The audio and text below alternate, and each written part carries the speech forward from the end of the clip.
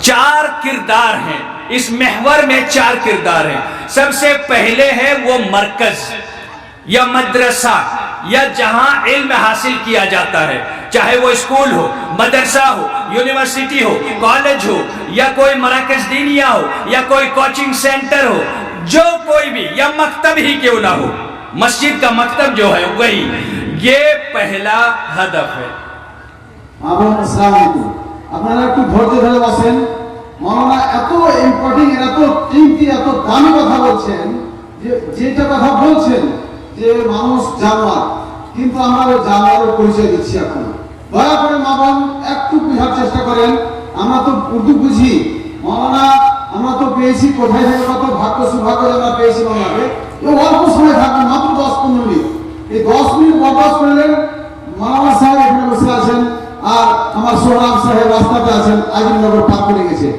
তো আপনারা একদম ধৈর্য ধরেন, আমাদের সামনে এখন 10 মিনিট পরেই রাস্তাবন্দি হবে ছেলেদের। রাস্তাবন্দিটা দেখে যান, দেখবেন, দেখার পর যে একটা আনন্দ আসবে। দয়া করে একটু থেমে যান, এবং হাতজোড় করে বলছি একটু দয়া করে থেমে যান। জালসাটার বিলকুল সমস্যা তোমরা বিলকুল ধ্বংস করে দিচ্ছ। এত দামি কথা বলছেন মাওলানা, আর তোমরা ওই ইলম নাই, ইলমের ব্যাপারে বলছেন জানোয়ার।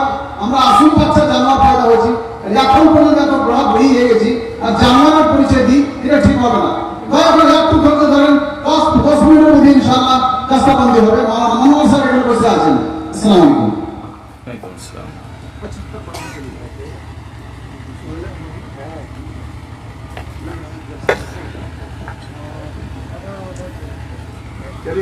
جی تو میں یہ عرض کر رہا تھا، ابھی تو آپ لوگ بھوجپوری سمجھ رہے تھے،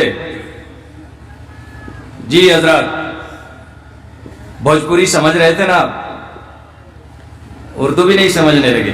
پہلا جو ہدف ہے، پہلا جو اس محور میں جو پہلی چیز ہے، چار چیزیں میں نے بتائی جو کام کی ہے، امپورٹنٹ ہیں۔ نمبر 1، جہاں سے علم سیکھا جاتا ہے، وہ مدرسہ ہو، کالج ہو، اسکول ہو، یونیورسٹی ہو، مکتب ہو، یا کوچنگ سینٹر ہو، یا جو بھی جگہ جہاں سے علم حاصل کیا جاتا ہے، یہ ایک چیز ہے، ایک پوائنٹ ہے۔ دوسرا ہے اس میں پڑھانے والے جو ٹیچر ہیں، ٹیچر یہ دوسرا محور ہے۔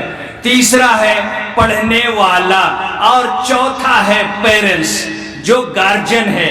یہ چار ہیں، اور ان چاروں پر تھوڑی سی باتیں میں عرض کروں گا، اور آپ کو سننا چاہیے، کیونکہ یہ آپ کے کام کی چیز ہے۔ آپ یا ہم اپنے معاشرے میں کتنا بڑا جرم کر رہے ہیں، کتنا بڑا ظلم کر رہے ہیں، اور ہمیں پتہ بھی نہیں ہے کہ ہم کیا ظلم کر رہے ہیں۔ اس کا احساس ابھی ہمیں ہو جائے گا بہت ہی اختصار میں۔ ہمارا جو مدرسہ ہے، مدرسہ یا اسکول یا جو بھی ہے، یہ ہمارے معاہد ہے، مراکز علمیہ، جہاں ہمیں علم حاصل کرنا چاہیے۔ افسوس کی بات ہے، تفصیل کا وقت نہیں ہے، ہمارے لیے پولیٹکس کا اڈا بن گیا ہے، ہمارے دھوس جمانے کا ایک اڈا بن گیا ہے۔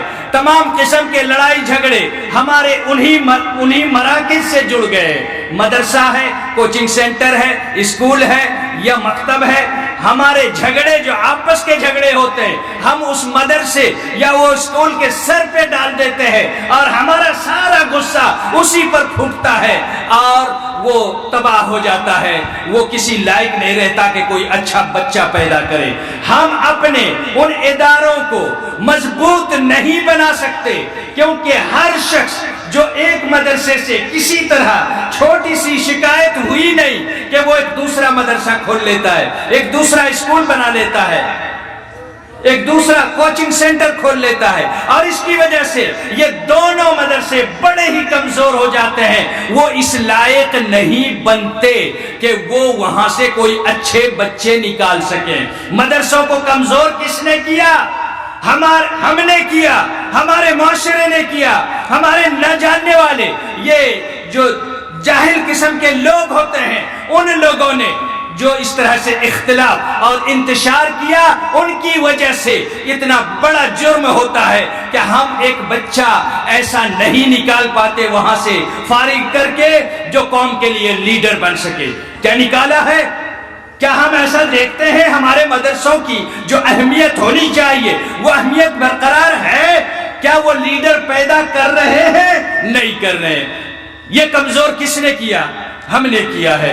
دوسری طرف دیکھیں، اسی مدرسے کے اندر اللہ تبارک و تعالیٰ نے دوسری چیز جو اس مدرسے یا جو معہد ہے یا کوچنگ سینٹر ہے، اپنی پہچان، اپنی آئیڈینٹیٹی، اس کو برقرار رکھنا چاہیے۔ ایک ہوڑ لگی ہے اس وقت، یہ جو English medium, Hindi medium school جو کھولنے کی ہوڑ مچی ہے، ایک تعلیمی بیداری لانی تھی، لیکن ہم نے کیا کیا؟ اپنے مدارس کی جو پہچان تھی، مدارس کا مطلب یہی ہوتا ہے کہ تعلیمی ادارے جو اسلام سے جڑے ہیں، عربی یا دینی یا اسلامی مدارس، ان کو ہم نے ان کی پہچان مٹانا شروع کر دیا، اور ان کی پہچان مٹاتے مٹاتے ہم اسکول کی طرف چلے گئے۔ Medium, English medium, Hindi medium, فلاں میڈیم، اور مدرسے کی جو پہچان تھی، جو آئیڈینٹیٹی تھی، اس کو ہم نے دھومل کر دیا، اسے ہم نے پراگندہ کر دیا۔ آپ کو لگ رہا ہے یہ چھوٹی سی بات ہے؟ آپ کو لگ رہا ہوگا، لیکن بہت ساری جگہوں میں مدرسوں پر پابندی لگ رہی ہے، ان کے سلیبس چینج کیے جا رہے ہیں، ان کے ٹیچروں پر پہرے بیٹھائے جا رہے ہیں، ان کی سی سی ٹی وی پر نگرانی کی جا رہی ہے۔ آپ اپنے مدرسوں کو، ان کی پہچان کو، ان کی آئیڈینٹیٹی کو خود مٹا رہے ہو۔ دوسری بہت ساری جگہ جہاں چاہتے ہیں کہ ہمارے مدرسے باقی رہیں، قائم رہیں، لیکن ان کے پاس بڑی دباؤ ہے، اونچے لیول کی دباؤ ہے، اور وہ لوگ ایسا نہیں کر پا رہے۔ بڑے ہی بد نصیب ہیں وہ جو اپنے نصیب کو خود اپنے ہاتھوں سے مٹا رہے ہیں۔ یہ بھی بڑی چیز ہے۔ یہ دوسری چیز تھی مدارس کے تعلق سے۔ تیسری چیز ہے کہ علم دو قسم کا ہوتا ہے۔ علم دو قسم کا ہوتا ہے۔ ایک علم وہ ہے جو اللہ کی پہچان دے، اور دوسرا علم وہ ہے جو دنیا کما کے دے۔ جو دنیا کما کے دے اس کو ہنر کہتے ہیں، یا اس کو اب کچھ بھی کام، اس کو کچھ بھی نام دے لیجئے کہ میں نے الیکٹریشین کا علم سیکھا، یہ فن ہے، ہنر ہے۔ میں نے اے سی بنانا سیکھ لیا، میں نے اور کوئی کام سیکھ لیا، اس سے ہم اللہ کو نہیں پہچانتے، اس سے ہمارے روزی روزگار کا ذریعہ بنتا ہے۔ لیکن اصل جو علم ہے وہ علم کیا ہے؟ علم الکتاب والسنہ، علم الکتاب والسنہ، قرآن اور حدیث کا علم۔ اور یہی علم ہے اللہ تعالیٰ نے دے کر بھیجا تھا انبیاء کرام کو، یعلمہم الکتاب والحکمہ ویزکیہم۔ یہ تین کام ہوا کرتے تھے علماء کے: قرآن کی تعلیم دینا، قرآن کا علم لوگوں تک پہنچانا، حکمت اور سنت کی باتیں ان کے دلوں میں بیٹھانا، تیسری بات جو تھی ان کے دلوں کو پاک کرنا، تزکیہ اور طہارت۔ یہ تیسرا کام ہوا کرتا تھا انبیاء کرام کا۔ یہ ہم ایک طرف رکھیں، جو علوم شرعیہ ہیں مدارس میں، یہ اپنی جگہ ہیں، ان کے ساتھ ساتھ ہمیں ان ذرائع کا بھی اختیار مدارس میں کرنا ہے۔